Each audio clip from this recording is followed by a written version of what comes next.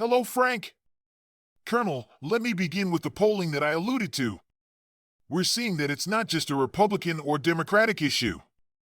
Americans on both sides of the aisle, and even those who don't necessarily identify as Democrat or Republican, liberal or conservative, are becoming increasingly frustrated with continued support for the Zelensky government in their conflict with Russia. Why are America's leaders not yet frustrated with this? It's nothing short of a miracle that Americans have turned out to be so rational because, as you know, they simply haven't had much of the truth. They've been repeatedly lied to for months about what was going on in Ukraine and why the war was being fought. Somehow or another, miraculously, they've penetrated the veil of deceit and figured things out. The problem for Americans, in general, is that the Uniparty, because I've effectively given up on discussing Republicans and Democrats, swamped and running everything, really takes its cue entirely from donors. So what we live with today, unfortunately, is a government run by donors. These donors are the American equivalent of Russian oligarchs. The billionaires and millionaires, for the most part, want the war. This is not something that anybody in the United States asked for. No one in America has ever been consulted and asked if they want to turn Ukraine into a NATO base from which it can attack Russia. Of course not. Nobody asked for that. Nobody wanted it. So now that this entire proposition has failed, Americans are saying, let's cut our losses and get out. But unfortunately, the donors want to keep going. And as long as the donors control Congress, the Senate, and the presidency, I suppose this is going to drag on. In your column, you encourage Washington to do what Saudi Arabia is doing now, which is to play a leading role in mediating an end to this conflict. Coming to the negotiating table and reminding all parties involved that both the United States and Russia have massive nuclear arsenals, continuing down this path is an incredibly foolish errand that inches towards incremental nuclear war. Where do you see things going from here, Colonel? Well, it's very difficult to predict with any certainty, but I think there is a debate behind the scenes inside the Beltway, particularly in the White House and the Department of State. Some people are saying, look, this can't go on. We've got bigger fish to fry here. We have an election next year, and we've got to figure out a way to get out of this. One suggestion is to begin the process of blaming the failure of the proxy war on the Ukrainians who have been fighting it. I think we've already seen that happen in the New York Times and the Washington Post, where you'll read these lines in Time magazine saying, well, you know, we've given Ukrainians everything they wanted. We've given them everything they've asked for, and they still can't seem to make it work. It's the kind of thing that I remember hearing people say about Vietnam towards the end in 1969, 1970, 1971, saying, look, we've done everything. We've given them everything, and you know, it's time for us to get out. In other words, it has nothing to do with us. When in reality, of course, the opposite is true. We created this proxy war. We installed this government in Kyiv in 2014. We propelled them forward. We promised them the world. Biden and Boris Johnson both promised Zelensky, we'll give you everything. You'll have the entire scientific industrial power of the United States and NATO behind you. The Russians have no chance. All of the underlying assumptions were wrong, and they were wrong because people said, well, you know, Russia is just this gas station with nuclear weapons. There's nothing to it. The Russians are weak. Then we began lying to everybody, telling them, well, you know, Russians are stupid, incompetent, and so forth. So here we sit a year and a half later. Ukraine is destroyed. Its population is down to perhaps 19 or 20 million. At least 14 million have left the country. We think now somewhere between 350,000 and 400,000 Ukrainian soldiers have been killed. I recently saw some overhead imagery suggesting that 123,000 freshly dug graves are waiting to receive dead Ukrainian soldiers even now as we speak. This is a catastrophe, it's a disaster, and it needs to end. But to end it, if you're not going to tell the truth, and I don't see much evidence that anyone in Washington will, the idea is, well, you know, it's not our fault. It's someone else's fault. And everyone hopes that they can simply place the blame on the Ukrainians and quietly over time turn everybody's attention to the new great threat, which is, of course, China. I see more and more emphasis on China. I see an effort to de-emphasize Ukraine and blame things on the Ukrainians. People in the United States haven't made the adjustment to a Russia that is not communist, a Russia that is not bent on expansion, and a Russia that is not incurably hostile to the West. That's part of the problem. The second part of the problem is that people are still willing to believe the mainstream media. One would think that after the Russia hoax with Donald Trump and this entire clown show in Washington, which desperately tried to depict him in such unfavorable terms, at least half the population would have long since walked away from the mainstream media. So that's part of the problem.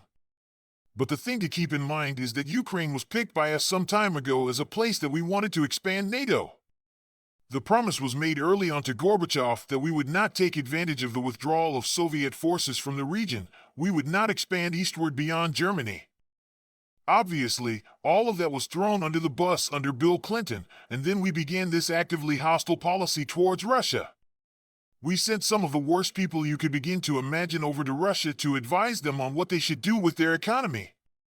It was so appalling that Joseph Stiglitz, the Nobel Prize winner, backed off and said, "This is a catastrophe. We're trying to force pure capitalism down this road.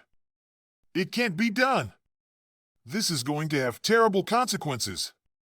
All of this came together. Putin picks Russia up out of the gutter, recovers it from the ruins, and tries desperately to convey to us the fear in Russia of having NATO immediately on its border, particularly given what they saw happen to Serbia and the Balkans. What they saw happen in Georgia.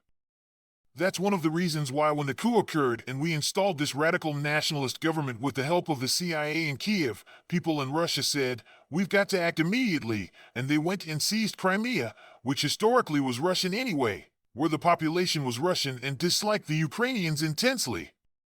So they went into Crimea because they saw it becoming almost immediately a base for the United States Navy. So here we sit after all this nonsense. 14,000 people were killed between the outbreak of the coup in 2014 and January of 2022 because the Ukrainians immediately began attacking the Russian people who lived on the eastern side of Ukraine, treating the Russians as third-class human beings, brutalizing them. And of course, none of that got any attention in the press. Russians were bad, Ukrainians were good, it's just black and white treatment of everything. You know, it's not surprising, but I think Americans have said, "Wait a minute, you said that we were going to win, that Ukrainians were going to win." NATO told us they were winning, and they were winning, and they were winning. It's becoming increasingly obvious that after $180 billion worth of aid injected, Ukraine is a catastrophe. Yeah. Everybody's leaving. The place is falling apart. Hundreds of thousands of people have died. Well, this was a bad idea, and the American people have the incentive to step in and say, "Stop," and of course, that's a very intelligent thing, but again, the donors won't quit. You alluded to NATO a couple of times, and obviously, you're no stranger to dealing with NATO. You have a lengthy history in public service working with NATO. You were at least one of the top planners of the 1999 NATO bombing of Yugoslavia. You've dealt with NATO leadership, and you've dealt with the leadership in the military of other NATO countries. One of the things that's come about as a result of this Russia-Ukraine war is that NATO has expanded even more. Finland officially joined NATO back in April. It's looking now like Sweden is going to be joining the alliance, abandoning historical neutrality. Explain to Americans listening what that means in terms of where that leaves American security. Explain to folks where that leaves us. A lot of people might think, all right, the bigger NATO is, the better, the more safe that makes America, the more we're able to provide for everybody's common defense. Is that the case? No, actually, it's the opposite. The sad truth of the matter is that most of the countries are quite small. I mean, you look at Finland, they're what, 5 million Finns? Sweden is perhaps 8 million people. These countries are not adding to the scientific industrial power of the United States. They're not adding to American security. They're effectively joining an organization that already consists of military dependencies.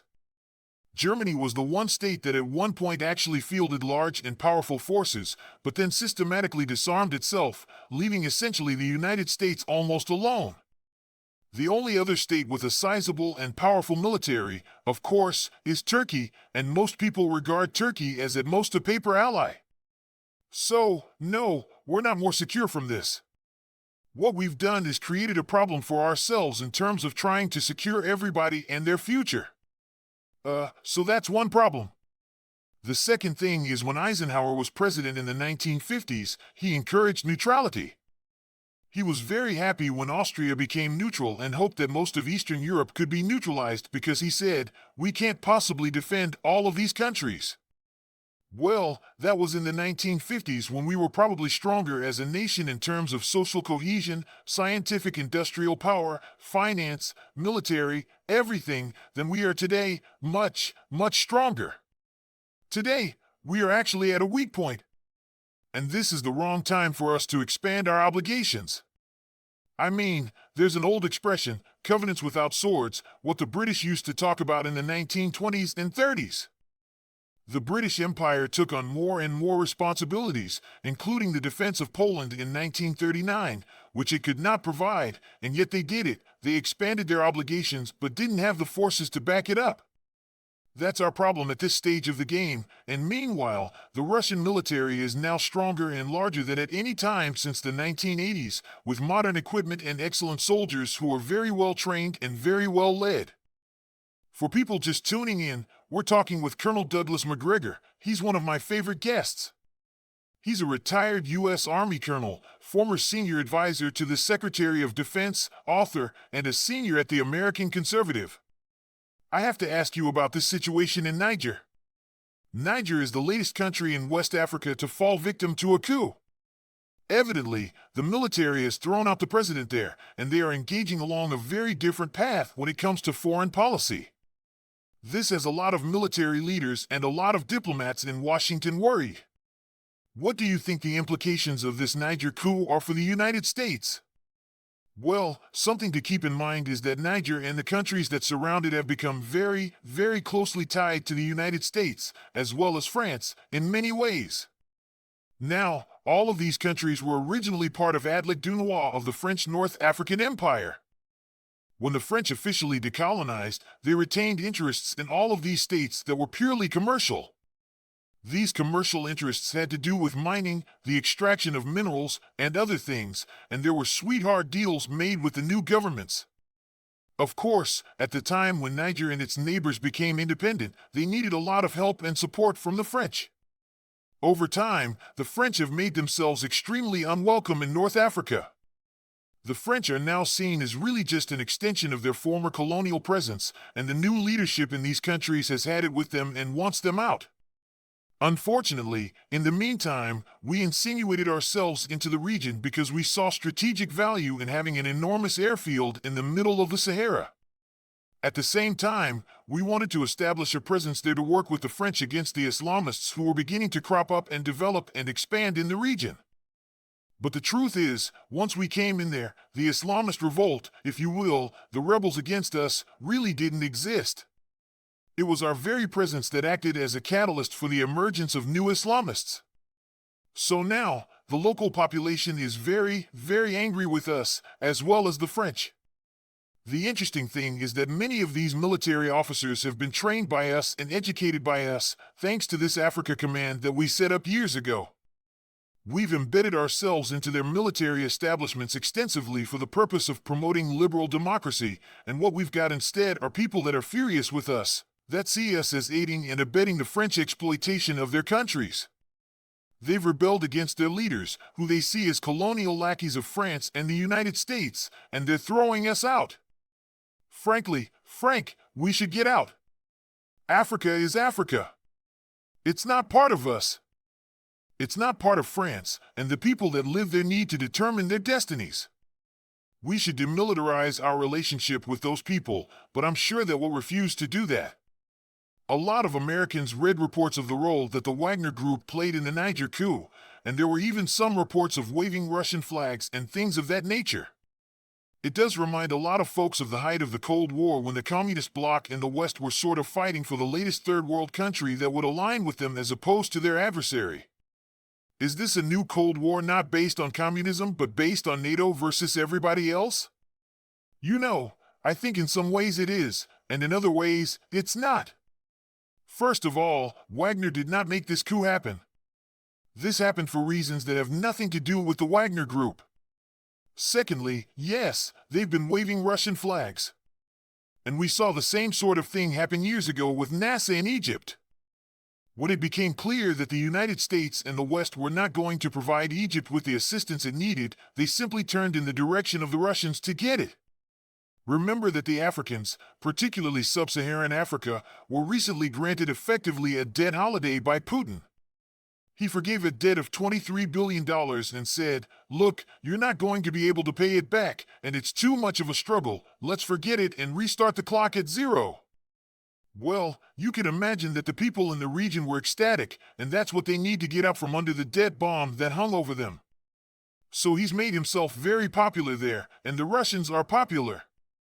I think you'll find that in most of the world, Latin America, Africa, Southeast Asia, even in Northeast Asia, people are very sympathetic to the Russians and what has happened to them in Ukraine because they see Russia is under attack, which it is under attack by Ukraine and Ukraine's backers, the United States and NATO. We are seeing a lot of talk of a new Russian-Chinese alliance. The news this week that the U.S. was dispatching 4 warships and a reconnaissance plane after China and Russia carried out a joint naval patrol near Alaska has a lot of folks a little bit worried. Some people are saying this Chinese-Russian flotilla involved 11 vessels. That's what the Wall Street Journal reported, and it never entered U.S. waters, but it marked what some analysts are saying is a historical first in coming awfully close to U.S. waters in the Bering Sea. What do you think the significance of this joint patrol near Alaska is, and is this the latest step in a Russian-Chinese alliance? The Russians have watched over many years as the United States Navy and its allies in NATO have held exercises in the Baltic. Those exercises, involving aircraft, ground forces, and naval forces armed with nuclear weapons, have been exercising less than 50 miles from St. Petersburg, Russia. Technically, the Baltic is not a Russian lake, but you're very, very close. The Russians have seen this go on for years. They protested and wanted us to move our operations further west. We've ignored them. You have a similar situation with the Chinese over the last 20 years. We've been sending U.S. naval forces and aircraft either into or immediately along Chinese territorial waters. More recently, we've sent naval forces routinely through the Strait of Taiwan, and those are, in international law, Chinese waters. Secondly, keep in mind that at no point is there any evidence or anything in the record to suggest that the Chinese have ever stopped a commercial vessel. So, when you talk about freedom of navigation operations, those are usually reserved for waters where commercial ships have been at risk. No commercial ship has been at risk of attack by the Chinese. The Chinese are very dependent on access to the Strait of Malacca and all the way to Africa and India. So the notion that somehow or another they would want to stop anything is, of course, absurd. So now, after all of this time, the Russians and the Chinese put together a very small force of 11 ships, probably a couple of submarines, and they've conducted an exercise in the North Pacific. Far from U.S. territorial waters, but in an area where they haven't been previously, and the fact that they're Russian and Chinese trying to work out joint operations has raised some eyebrows. Well, I would argue that we have been behaving as a sort of schoolyard bully for years. The schoolyard bully runs around and punches people in the face to keep them in line until somebody finally says, "I've had enough," and hits him in the face. Then the schoolyard bully is upset and doesn't understand why there's any resistance. Well, I think that's what you've seen with Russia and China. They've had enough of us. And this is just a public demonstration of their readiness now to cooperate, and we should pay attention to it because you hear fools in Washington on a routine basis talking about, well, perhaps we should be prepared to go to war with Russia. Listen to Lindsey Graham. He makes these statements. He's not by any means the only one. Dan Sullivan from Alaska made an equally stupid statement about the events in the North Pacific. I have news for you. If you go to war with Russia, you will be at war today with Russia and China. If you go to war with China, you will be at war today with China and Russia. And by the way, I don't think they'll be alone. I think they will have lots of other nations that will cast their lot with them because people are tired of the United States bullying them militarily, politically, and financially. Regarding Taiwan, we're now seeing reports that China released a TV documentary showcasing the Chinese Army's ability to attack Taiwan. CBS Sunday Morning last Sunday did a piece on Taiwan, and they showed that a lot of people in Taiwan seem to be preparing for some sort of war. Depending on what day you get President Biden, he says something to the effect of the United States is not going to sit idly by and let China invade Taiwan. Until those remarks get walked back from some of his staffers, it has a lot of people wondering, could we be headed towards an armed conflict with China, as well as Russia, understanding that it may not be likely to happen? What should the United States do if China moves militarily forward with a Taiwanese invasion? Well, we absolutely should not try to move our forces 8,000 or 9,000 miles away from the United States to fight a war on China's doorstep. I argued against any intervention in Ukraine for the same reason. You don't want to fight a great power like Russia or a great power like China on the proverbial doorstep of those nations. We don't have the manpower. We don't have the military power to sustain ourselves that's far from the United States in a collision with either of these states. You know we act as though this is 1991. It's not.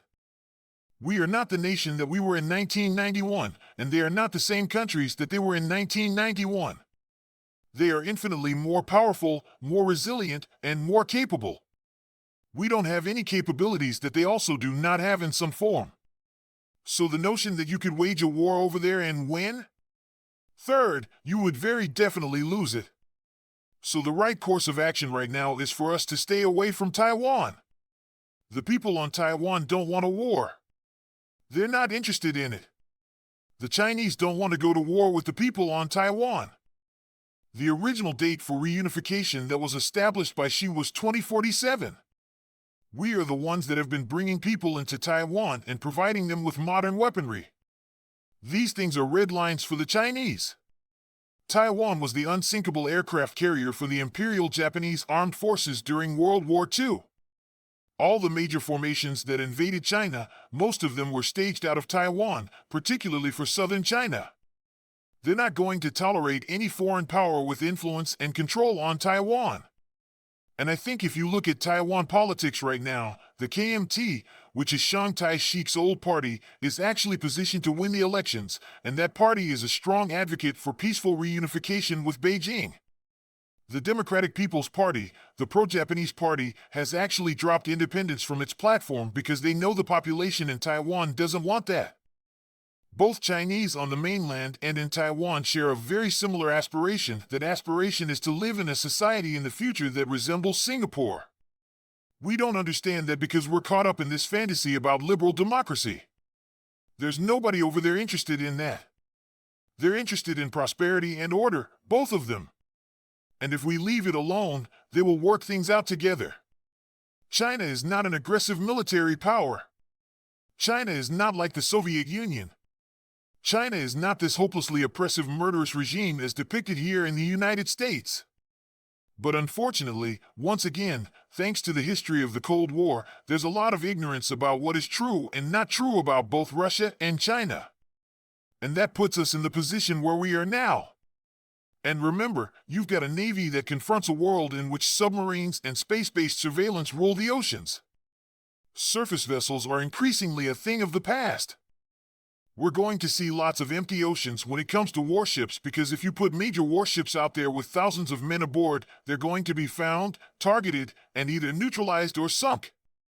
Warfare has changed. It's changed on land. It's changed at sea. And we have to come to terms with these things, and people don't want to. What they really want to do is build more ships. Build more large capital ships. That puts a lot of money into a lot of people's pockets. But frankly, they're not something we need anymore. Colonel, let's end with this. Obviously, there's a presidential election next year, and a lot of people like me, who are interested in foreign policy and interested in electing someone that's not going to lead us towards nuclear war, are interested in candidates like Robert F. Kennedy on the left and Donald Trump on the right. But as someone who voted for Trump twice, which I did, I was quite frustrated that so many of the people in charge of Donald Trump's foreign policy team weren't people like Colonel Douglas Macgregor, although you were a senior advisor to the Secretary of Defense. There were people like John Bolton, Mike Pompeo, and H.R. McMaster, and the like. Is it fool me once, shame on you, fool me twice, shame on me? I mean, I'm curious about what you're planning on doing with respect to the presidential race, and how can people who may share your view of foreign policy but feel like they were a little bit burned by the Trump administration and some of the key appointments that he made, how can they be comfortable in casting that vote again? Well, that's a good question. I mean, presupposing, of course, that we reach those elections without various calamities between now and then that could distort the election cycle. So setting aside all of that, I don't know exactly what will happen with President Trump. I have a lot of affection for him, but I really don't know what his plans are and the kinds of people that he plans to surround himself with. I just don't. I think very highly of R.F. Kennedy Jr., and I'll be frank with you, either of those men would lead what I would call an American First administration, and I would be happy to serve in an American First administration under either of them. But again, that's a long way off. There's a lot of water under the bridge. Sure. I still think that we face difficult times ahead for reasons of finance and economics, and also because of the uncertainty in the international environment. You know, I listen to Nassim Taleb talk frequently about black swans. Well, there are lots of black swans. Some of them are in foreign policy. They can come in the form of terrorism or warfare, just as they can come in the form of bankruptcy, bank runs, treasury bond fire sales. So I can't predict any of those things right now, but I think we're in for a very bumpy ride. So I wouldn't assume anything at this stage one way or the other.